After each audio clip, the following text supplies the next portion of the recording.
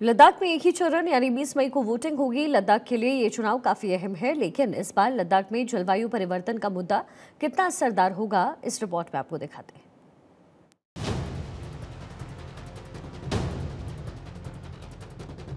Ladakh Lok Sabha seat साल 1967 में अस्तित्व में आई थी।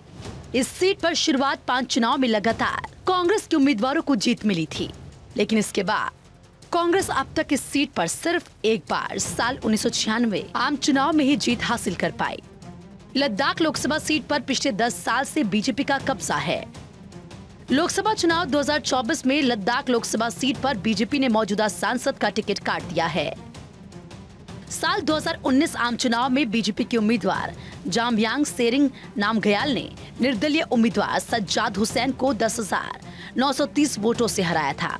बीजेपी उम्मीदवार को 42,914 वोट मिले थे, जबकि निर्दलीय उम्मीदवार सज्जाद हुसैन को 31,984 वोट मिले थे।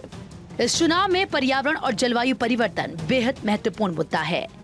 अभी हाल ही में सोनम वांगचुक ने लंबी भूख हड़ताल भी की थी, जिसे क्लाइमेट फास्ट का नाम दिया गया। उन्होंने ये भी चेतावनी दी कि पिघलते ग्लेशियरों का असर 2 अरब लोगों पर पड़ेगा।